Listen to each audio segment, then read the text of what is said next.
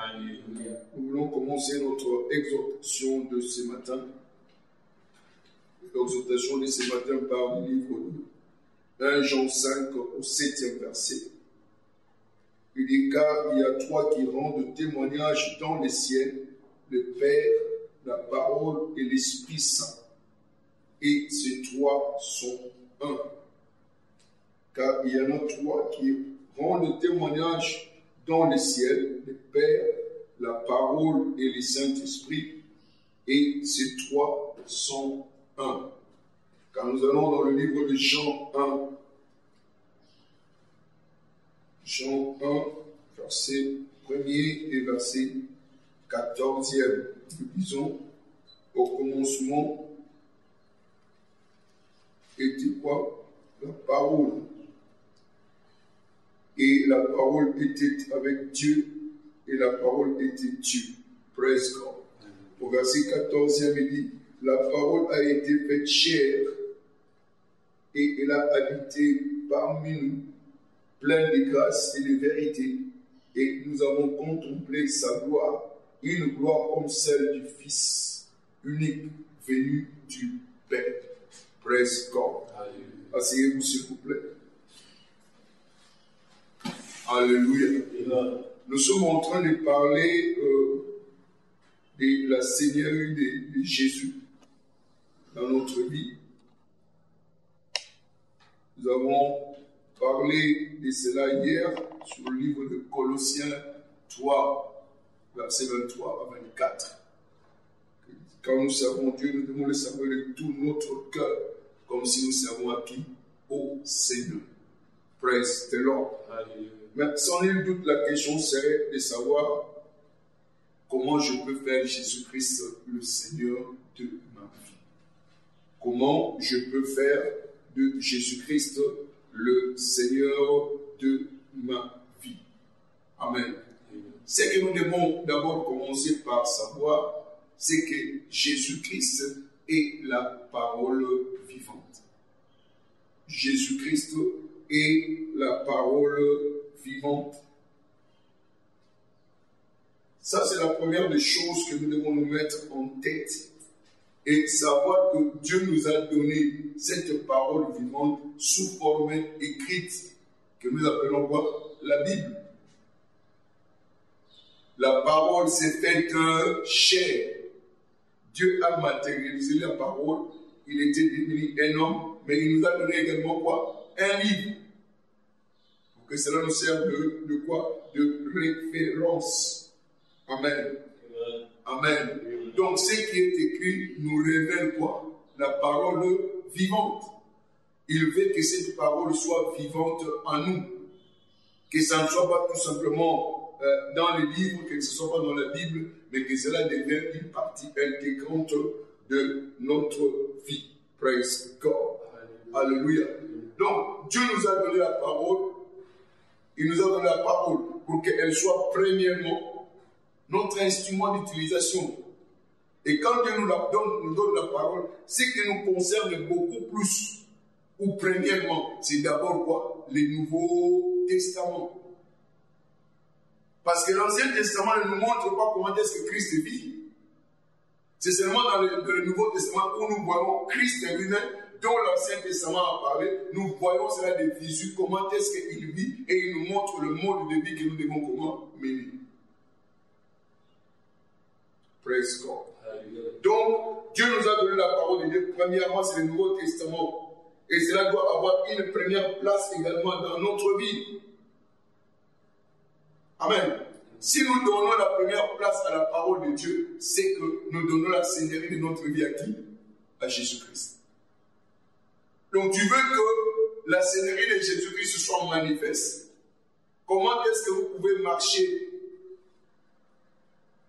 en ayant Christ comme Seigneur de ta vie? Donne d'abord la première place à quoi? À la parole. Et cette parole dont nous parlons, c'est d'abord quoi? L'évangile. C'est-à-dire le Nouveau Testament. C'est là où nous devons d'abord focaliser. Amen. Nous devons laisser à ce que la parole de Dieu puisse nous gouverner. La parole de Dieu doit nous diriger.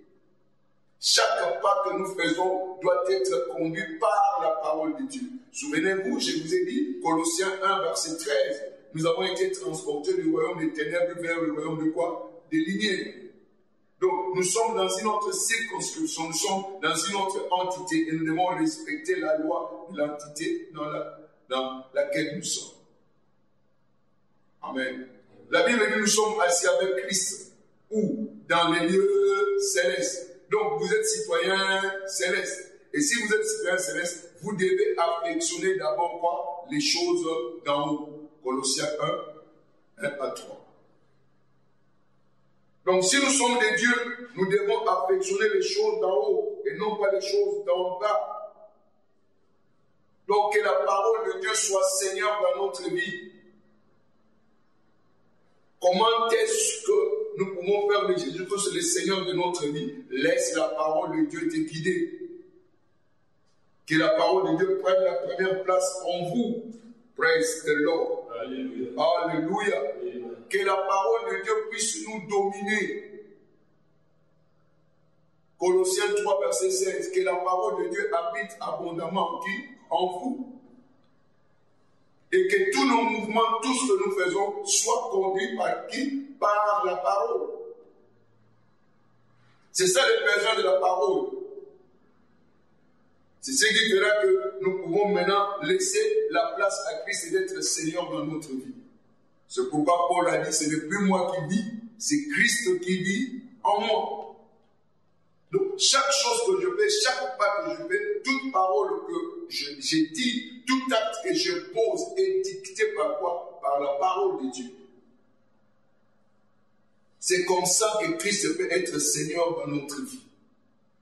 Donc, il ne s'agit pas seulement de crier Seigneur Jésus, Seigneur Jésus. Oui, c'est bien beau de crier Seigneur Jésus. Mais est-ce que faisons-nous ce qu'il dit que nous devons faire? Il est important. Si nous le faisons, nous permettons à ce que le Seigneur puisse gouverner notre vie, qu'il puisse être Seigneur dans notre vie. Donc, ce n'est pas tout simplement porter la Bible. Non, ce n'est pas tout simplement porter la Bible. C'est pratiquer la Bible. Pratiquer la parole de Dieu. C'est ce qui fera voir que Jésus-Christ est Seigneur dans notre vie. C'est lui qui est le commandant de notre vie. C'est ça. Faire de Jésus-Christ Seigneur dans notre vie. Praise the Lord. Alléluia. Donc, quand nous respectons la parole et Jésus-Christ se font un. Au commencement, il était quoi? La parole. Et la parole était avec qui? Et la parole était avec Dieu. Et cette même parole s'est faite chair, que nous appelons qui? Jésus-Christ. Donc, voulez-vous que Jésus-Christ soit Seigneur dans votre vie? Parce que la parole obéit tout simplement à la parole, parce que c'est lui qui est la parole vivante. Ne laissez pas que vos 5 sens puissent vous conduire. Soyez conduits par les prescrits de la parole de Dieu. Et c'est bien simple à comprendre par moment. Quand il dit Jean 6, 63, il dit, les paroles que je vous ai annoncées, est esprit et vie. Donc, cette parole est esprit. C'est ce qui rend la parole vivante. Parce que tu peux t'arrêter seulement au logos. Mais il faudrait qu'il y ait quoi? Les rêves. Il faut qu'il y ait la révélation. La pratique de la parole de Dieu. Vous ne le faites pas parce que vous le faites, mais vous le faites parce que Dieu vous a dit de le faire. Praise God. Alléluia. Praise God. Alléluia. Alléluia. Donc nous sommes en train de vivre dans un âge où nous devons être sérieux. Une dispensation où nous devons être sérieux avec la parole de Dieu. Et ne pas prendre la parole de Dieu à la légère. Et si je dis que nous devons être sérieux, nous devons être sérieux au sens, je crois, spirituel. Parce que les gens sont devenus trop matérialistes. Trop matérialistes. Ces choses ne nous amèneront nulle part. Et il y a un verset, ce verset-là, c'est terrible par moments. Donc.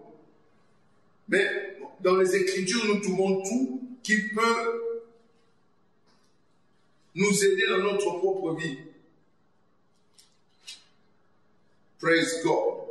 Parce que beaucoup de gens focalisent maintenant sur la possession. Mais ce n'est pas ce qui est important dans la vie. Praise God.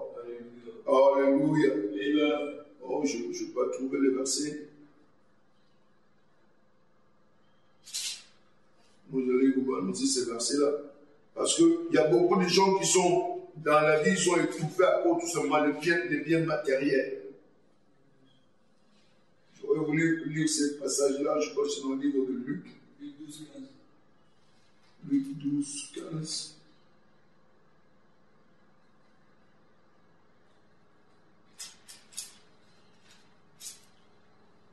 Il dit, puis il leur dit, gardez-vous attentivement de toute cupidité, car même dans l'abondance, la vie d'un homme ne dépend pas de ce qu'il possède. La vie d'un homme ne dépend pas de ce qu'il possède.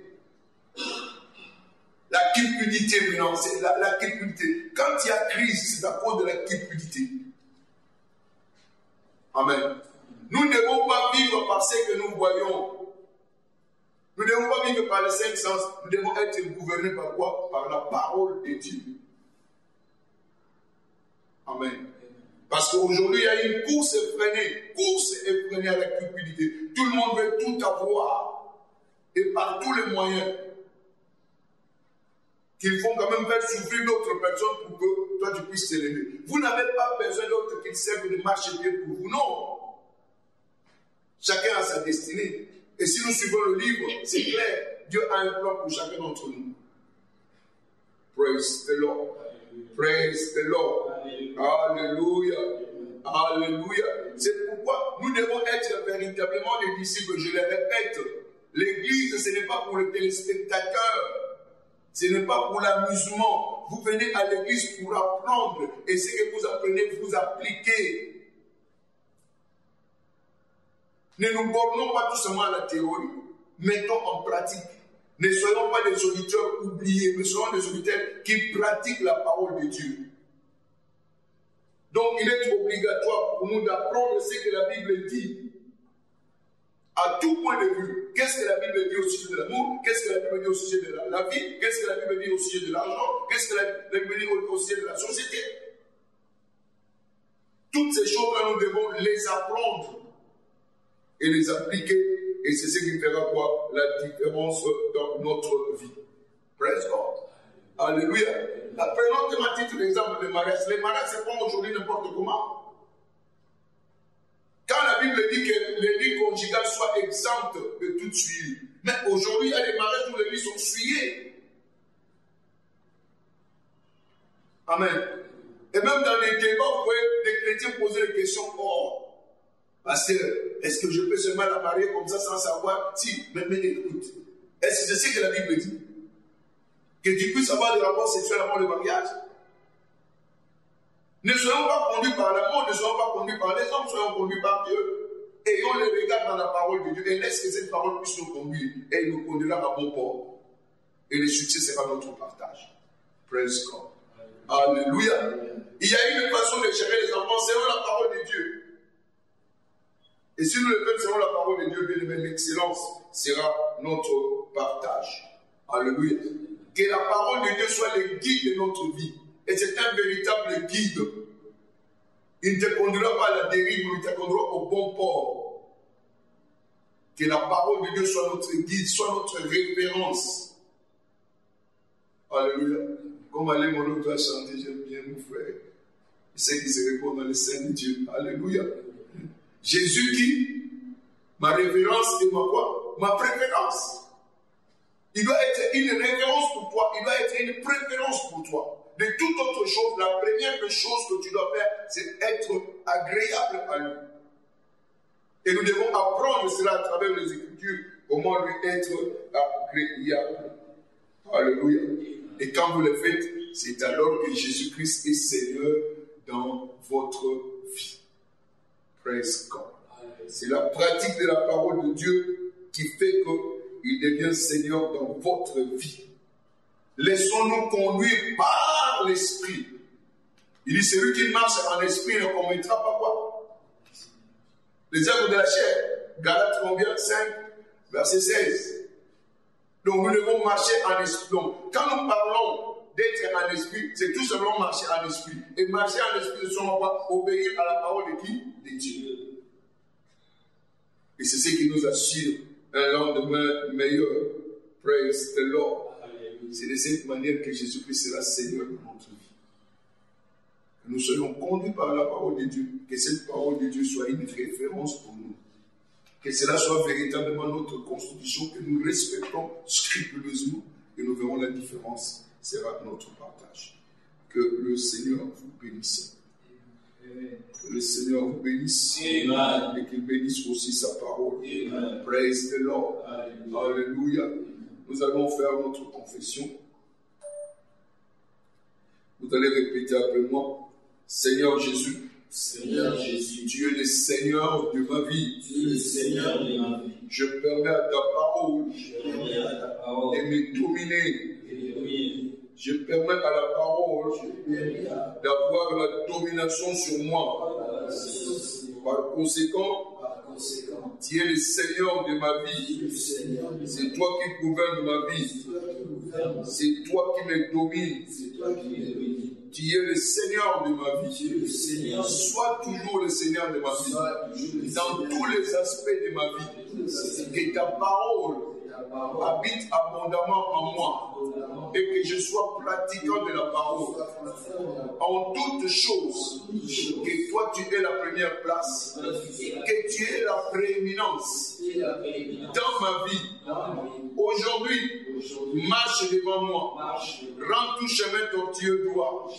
Et amène-moi à l'endroit que tu as préparé pour moi. Et que ces trésors enfouis, réservés pour moi, je reçois ces trésors aujourd'hui. Personne ne m'arrachera cela. Que cette porte de débattant soit ouverte et que j'accède à ma bénédiction. Je suis moi. Aucun mal ne m'arrivera. Personne ne me touchera. Je suis intouchable aujourd'hui. La faveur de Dieu brillera sur mon visage. Et partout où je passerai, je serai favorisé. Aucun malheur ne m'arrivera. Pas d'accident, pas de malheur, pas de mauvaises nouvelles, pas de mort. Je vivrai, je déclarerai les œuvres de l'Éternel, car il est avec moi. Alléluia. Je suis plus que conquérant. Cette année, la percée illimitée est mon partage. Pas de blocage. La grandeur sera une réalité pour moi. Au nom de Jésus-Christ. Amen. Amen. Praise God. Praise God. Cette journée est bénie pour vous. Parce que la Bible dit, voici la journée que l'Éternel a faite. C'est une journée de quoi? De bénédiction. Une journée de quoi? D'allégresse et de joie. L'allégresse et la joie sera ton partage. Il n'y a pas autre. Personne ne va contredire cette parole. Dieu l'a dit, c'est la journée que Dieu a faite. Ce n'est pas la journée de Satan. Satan n'a aucune part aujourd'hui. Alléluia. Tout son plan a déjà échoué. Cela ne s'accomplira pas. Au nom puissant de Jésus-Christ. Gloire soit rendue à Dieu. Bien-aimés, abonnez-vous, souscrivez à notre site Facebook Plus que Conquérant et vous serez toujours nourris de la parole non diluée. Et nous sommes également sur YouTube, Ben Isambassa Ministries. Vous pouvez suivre tous nos enseignements là-bas et ainsi que l'école du mariage et ça vous sera toujours bénéfique. Bonne journée à tous. Que le Seigneur vous accompagne tout au long de cette journée et qu'il soit avec vous partout où vous serez. Dans le nom puissant de Jésus-Christ. Partageons la grâce et n'oubliez pas, si vous avez un témoignage, n'oubliez pas, envoyez-nous, écrivez-nous et nous ferons le plaisir de lire et de glorifier Dieu pour ce qu'il est en train de faire dans ta vie. Partageons la grâce sur toi. Oui, la paix et la grâce soient multipliées par la connaissance de Dieu